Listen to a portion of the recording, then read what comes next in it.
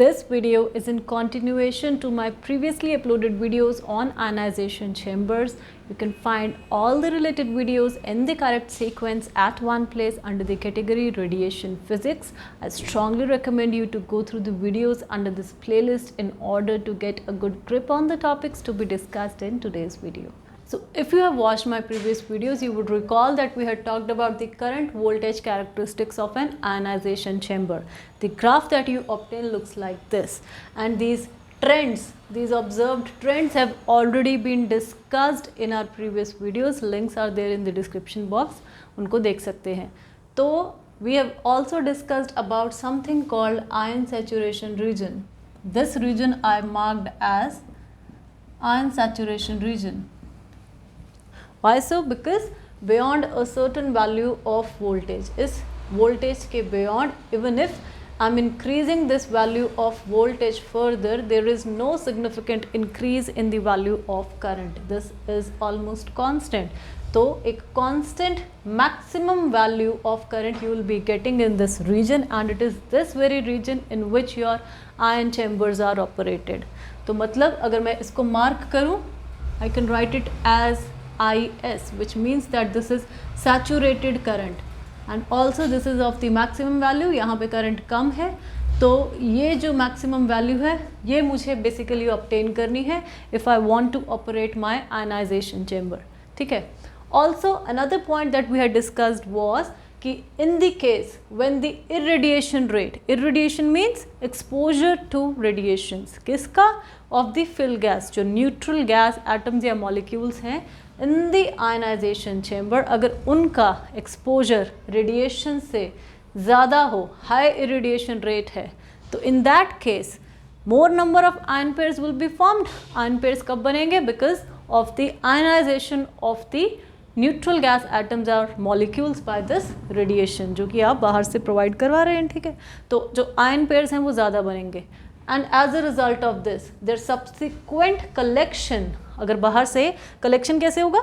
अगर बाहर से आप अप्लाइड वोल्टेज दे रहे हैं जिसकी वजह से electric field is being created with in the volume of the gas. तो ये चैम्बर में इलेक्ट्रिक फील्ड कौन दे रहा है? ये applied voltage between the electrodes. तो क्या हो जाएगा? ये जो पॉजिटिव एंड है दिस विल बी एनोड, और ये जो नेगेटिव एंड है दैट विल बी कैथोड. तो cations will move towards the cathode and anions and electrons they move towards the anode. तो ये चीज़ होगी, और this movement of charges this constitutes a current. तो जो करंट आपको मिलेगा for the case of high irradiation rate, because the number of ion pairs formed in this case are more, so that current will be much more as compared with this case in which the irradiation rate is low. ये graph इसके ऊपर लाई कर रहा है. ठीक है. ये दो चीज़ें हम पहले भी डिस्कस कर चुके हैं. तो in today's video we'll be focusing on the factors affecting the saturation current. मतलब कि अगर हमने ionization chambers के बारे में बात करनी है, we need this maximum value of current. और कौन कौन से फैक्टर्स हैं जो कि हमें रोक रहे हैं इस मैक्सिमम वैल्यू को अचीव करने में, will be talking about those. So first factor that needs to be discussed is the recombination. Recombination किसका? क्योंकि आपके पास गैस में ये हैं. ये क्यों बने? बिकॉज आयनाइजेशन हुआ. ये कैसे बनते हैं आपको क्लियर है. This is cation. ये न्यूट्रल गैस एटम में से इलेक्ट्रॉन निकल गया, तो जो रिजल्टेंट बचा that will be the positively charge species of the fill gas which is called cation. और ये क्या है? अगर न्यूट्रल गैस एटम या मॉलिक्यूल ने अपने में एक इलेक्ट्रॉन अटैच कर लिया, you will be getting anion. तो अनायन क्यों मिलता है? बिकॉज फिल गैसेस पे डिपेंड करता है. सम of the fill gases they favour electron attachment, तो उस केस में अनायंस आर रेडिली फॉर्म्ड. आपका जो रिकॉम्बिनेशन है किस में हो सकता है? दो तरह का. एक इनमें हो सकता है between cation and electron, and between अनायन and cation. तो उसमें भी वी हैड डिस्कस्ड कि ये वाला जो रिकॉम्बिनेशन है that is more probable than this. कि मतलब कि अगर दो तरह के रिकॉम्बिनेशन है तो मोस्ट ऑफ द टाइम जो रिकॉम्बिनेशन हो रहा होगा वो इन दोनों में हो रहा होगा as compare to this.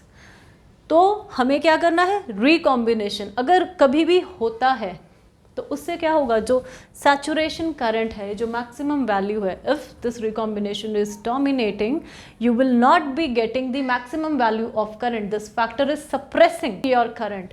So you need to stop this. You need to suppress this recombination. How can you do this? You have to apply a sufficient amount of electric field. You have to increase your electric field so that this charge segregation and collection is as rapid and quick as possible. इनके recombine होने से पहले ही अगर इनको segregate करके collect कर लिया जाए, कलेक्शन कैसे होगा, ये करवा रहा है इलेक्ट्रिक फील्ड प्रोवाइड करवा के, अपने रिस्पेक्टिव इलेक्ट्रोड्स की तरफ ये जब पहुंच जाएंगे बिफोर दे इवन रिकम्बाइन, तो उससे क्या होगा कि जो आपका actual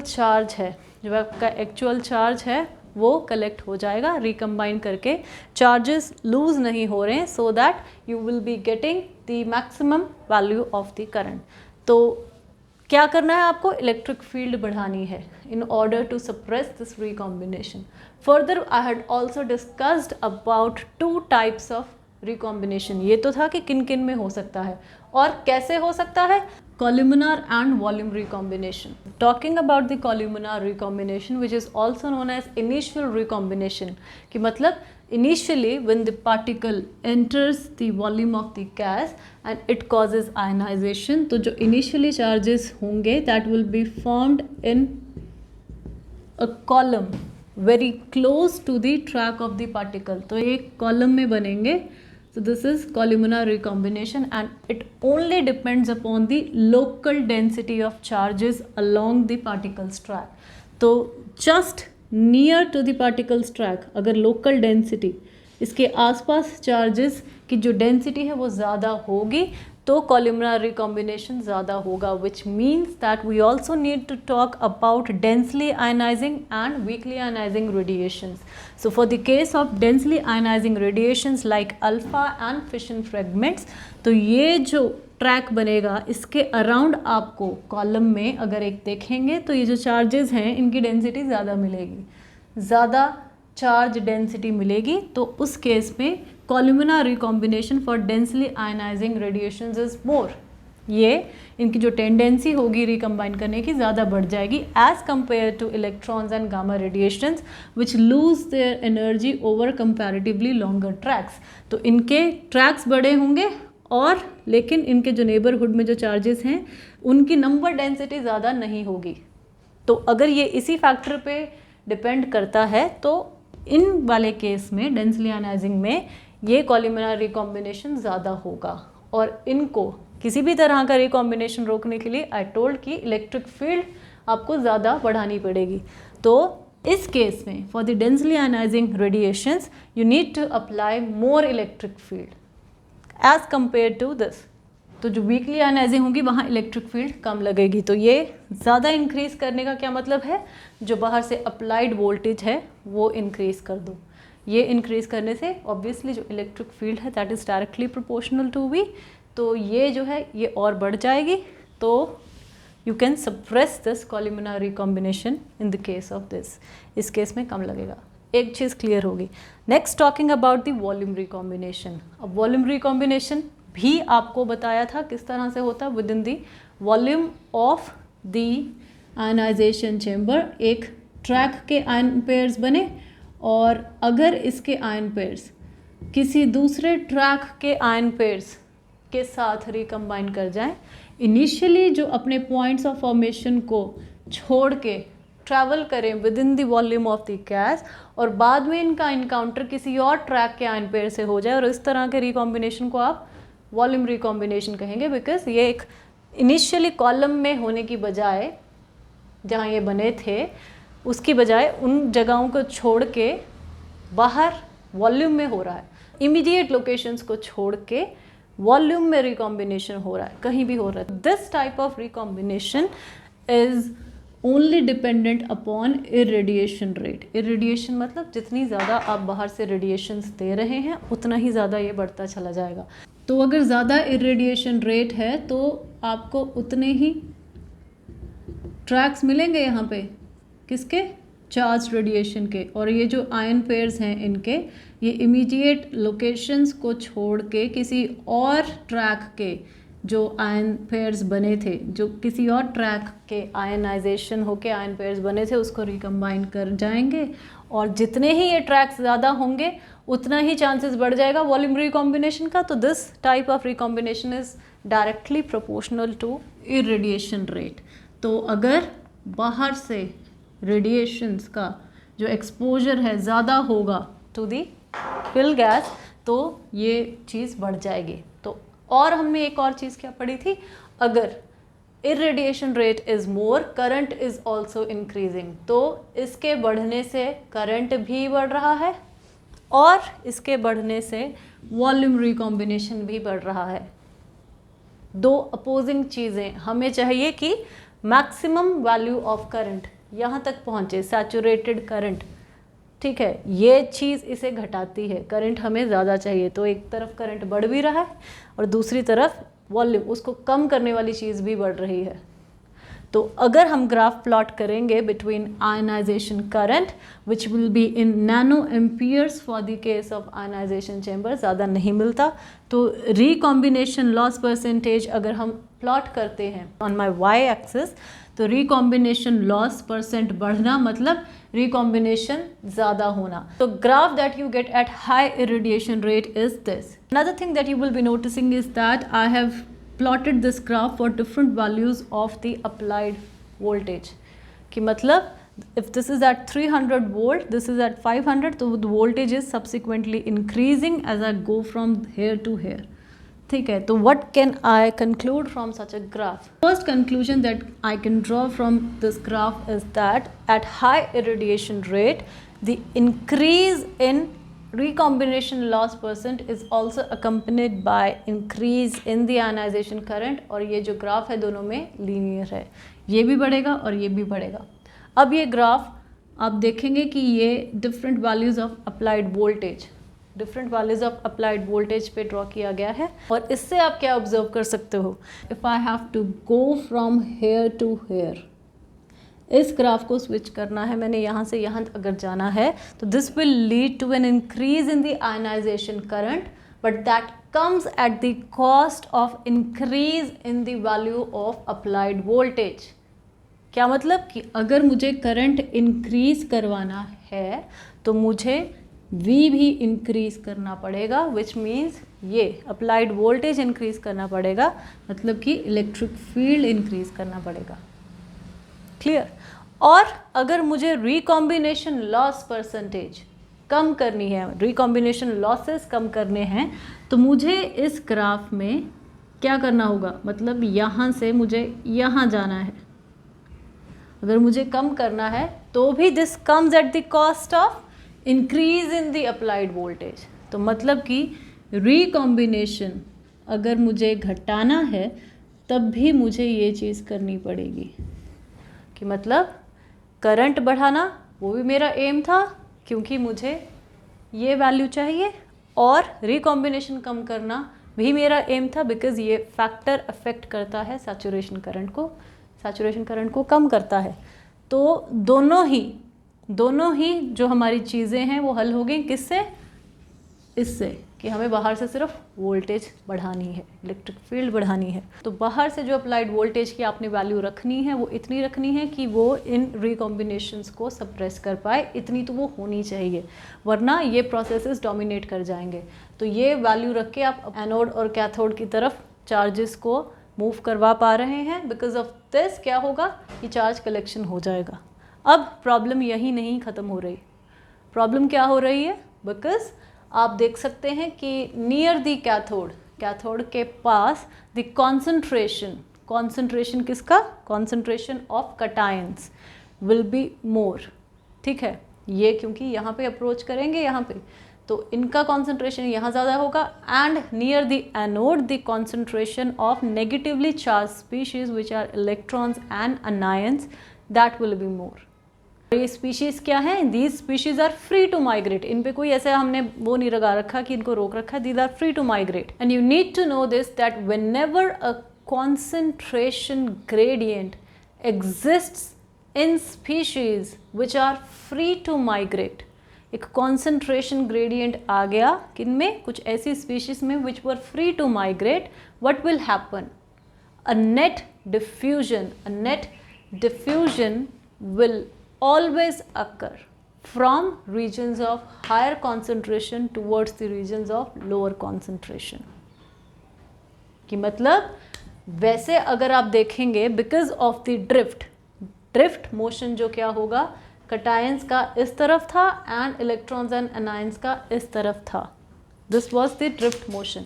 and because of the diffusion की वजह से क्या हुआ, ये जो कॉन्सेंट्रेशन कटायंस का यहाँ था, अब इन्होंने हाई से लो कॉन्सेंट्रेशन में आना है, कॉन्सेंट्रेशन ग्रेडियंट आ गया, मतलब कि यहाँ पे इनकी तादाद ज़्यादा हो गई और इस एरिया में कम थी, तो कटायंस का जो डिफ्यूजन होगा वो इस डायरेक्शन में होगा, opposite to the direction of drift.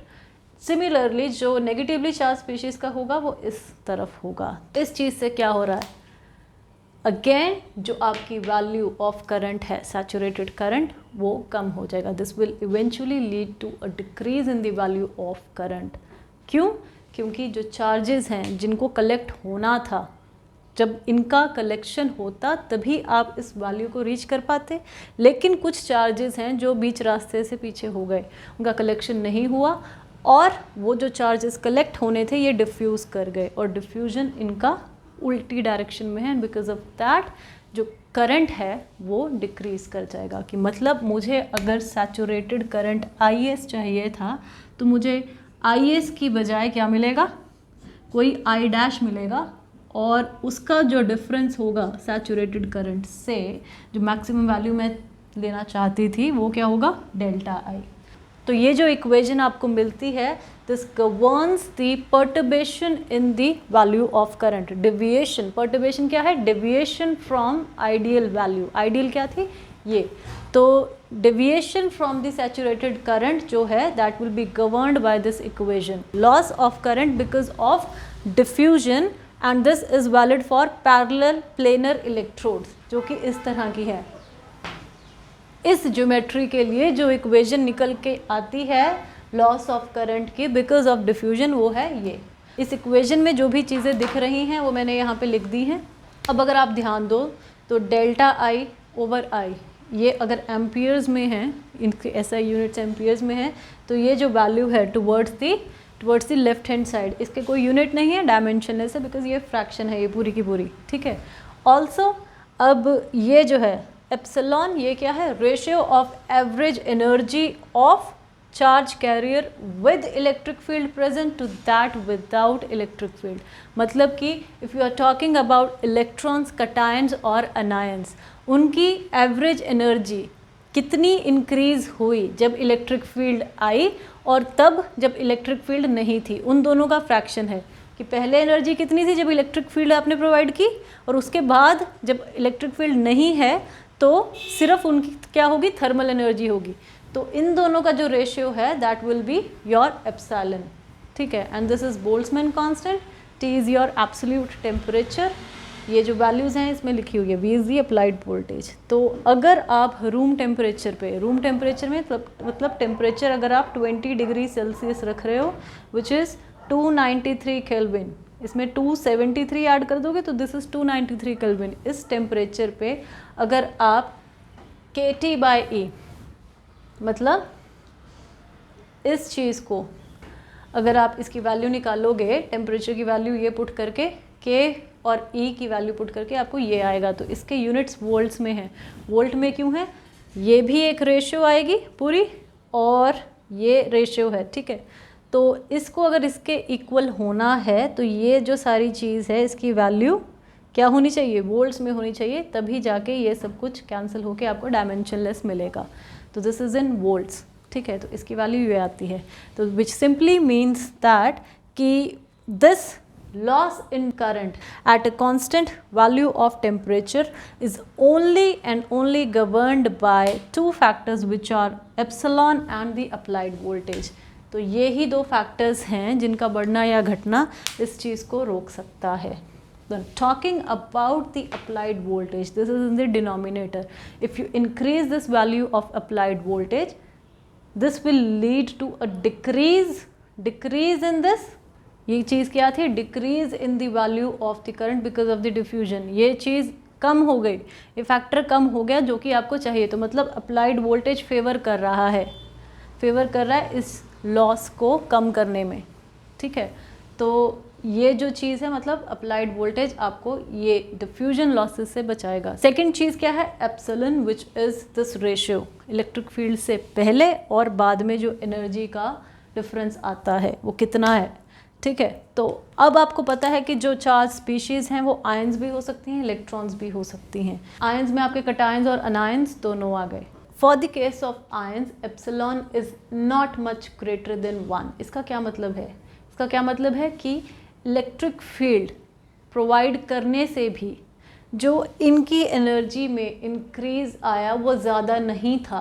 किससे, कि जब इलेक्ट्रिक फील्ड नहीं प्रोवाइड की थी, जो एनर्जी में इंक्रीज़ आना चाहिए था वो इतना ड्रास्टिक नहीं है for the case of ions as compared to the case of electrons wherein this epsilon can have value of several hundred, ठीक है। तो मतलब क्या है कि जो इलेक्ट्रॉन्स की एनर्जी इलेक्ट्रिक फील्ड प्रोवाइड करने के बाद बढ़ती है जितनी, to the case when electric field is not applied, वो इलेक्ट्रॉन्स की बहुत ज़्यादा है as compare to the case of ions, इनकी इतनी नहीं बढ़ती। क्योंकि आपने पढ़ा था कि मोबिलिटी जो है इलेक्ट्रॉन्स की वो भी 1000 टाइम्स है mobility of ions. Mobility is the ease with which electron can travel through a gas when it is pulled by an electric field. तो ये मोबिलिटी अगर इसकी ज़्यादा है तो ये कम टाइम लेगी अपने एनोड की तरफ पहुंचने में electrons as compare to the positive and negative ions, and this mobility is also directly proportional to the drift velocity. तो drift velocity of electrons is much more as compare to the velocity of ions. तो जो energy का increase है electrons का कुल मिला के ions से ज़्यादा है, ठीक है। तो इसका मतलब क्या है कि डिफ्यूजन की वजह से भी जो लॉसेस हो रहे हैं उसमें भी जो मेन कल्प्रिट है वो क्या है, diffusion of electrons. Diffusion of electron की वजह से जो करंट में लॉस आ रहा है वो ज़्यादा है एज कम्पेयर टू आयंस। तो इस लॉस से भी बचने का तरीका क्या है, अगेन वोल्टेज इंक्रीज़ कर देना, इलेक्ट्रिक फील्ड इंक्रीज़ कर देना। तो इससे भी आप ये जो डिफ्यूजन लॉसेस हैं उससे बच जाएंगे। तो होता क्या है कि जब इसको आप इंक्रीज़ करते जाते हो, इसको जब आप इंक्रीज़ करते जाते हो, ये भी बढ़ रहा है इलेक्ट्रॉन्स के केस में क्योंकि इनकी एनर्जी बढ़ रही है, इसमें ज़्यादा फ़र्क नहीं आता इनमें। तो जो अगर इसको देखें मेन कल्प्रिट को, तो इलेक्ट्रॉन्स की बात करें तो वोल्टेज के बढ़ने से ये भी बढ़ता जाएगा, लेकिन एक सैचुरेटेड वैल्यू आ जाएगी इसकी भी, एप्सिलॉन की भी, बियॉन्ड विच कि ये फर्दर ज़्यादा इंक्रीज़ नहीं करेगा even if you are increasing the applied voltage. तो इसको सफिशिएंटली हाई वैल्यू पे लेके जाके जब ये जो चीज़ है इतनी डोमिनेट ना करे और ये जो चीज़ है इसको डोमिनेट कर जाए, मुझे एक ऐसी इलेक्ट्रिक फील्ड तक पहुंचना है जो जब ये चीज़ इसको डोमिनेट कर जाए सच दैट कि ये जो ओवरऑल डिफ्यूजन लॉसेस हैं ये कम हो जाए, ठीक है। तो होता क्या, जब आप इलेक्ट्रिक फील्ड को सफिशिएंटली हाई वैल्यूज़ तक ले जाएँ, ठीक है, अप्लाइड वोल्टेज बाहर ज़्यादा दे दें, तो होगा क्या, ये जो रिकॉम्बिनेशन है, रिकॉम्बिनेशन में भी क्या, जो वॉल्यूम रिकॉम्बिनेशन है और जो डिफ्यूजन लॉसेस हैं ये काफ़ी हद तक आप एलिमिनेट कर सकते हैं, काफ़ी हद तक, पूरे ना सही काफ़ी हद तक। लेकिन उसके बावजूद भी कॉलमनार रिकॉम्बिनेशन जो है ये सप्रेस करना इतना आसान नहीं है, इसकी वजह से कुछ ना कुछ लॉस हमेशा होगा। This is very difficult to suppress, ठीक है। तो कॉलम में जब इनिशियली ये बनेंगे तो ये आपस में कुछ हद तक रिकम्बाइन कर जाएंगे, जिसको एक स्ट्रॉन्ग इलेक्ट्रिक फील्ड चाहे जितनी मर्जी दे दो वो भी नहीं रोक सकती। ये दोनों फैक्टर्स फिर भी ये कंट्रोल कर लेती है। तो इसका हल क्या है, हमें ऑब्टेन क्या करना है, हमें actual value of saturation current ये ऑब्टेन करना है, ठीक है। In order to get the theoretical value of ionisation current, saturated current, तो मुझे क्या करना होगा, I will plot a graph between 1/I versus 1/V। पहले मेरा था I वर्सेस V में, तो हो क्या रहा है कि initially I will be starting from this point, तो मुझे क्या करना है, उसके बाद वोल्टेज बढ़ाते जाना है और उसके कॉरस्पॉन्डिंग करंट देखना है। तो होता क्या है, जब मैं वोल्टेज बढ़ाती हूँ, वोल्टेज बढ़ाने से करंट बढ़ेगा, ठीक है, इनिशियली ये चीज़ हो रही है। तो if I talk about this graph, तो 1/v वोल्टेज बढ़ाने से 1/v ये डिनोमिनेटर में आ गया, ये घटेगा, और करंट बढ़ाने से अगर मैं 1/i प्लॉट करती हूँ तो ये चीज़ घटेगी। ठीक है, तो जब मैं यहाँ से यहाँ जाऊँगी, यहाँ से यहाँ जाने का मतलब क्या है, 1/v डिक्रीज़ होना, 1/v डिक्रीज़ होना, तो उससे क्या होगा, 1/i भी डिक्रीज़ होगा। तो यहाँ से अगर मुझे यहाँ जाना है, इसका मतलब क्या है, 1/v डिक्रीज़ हो रहा है,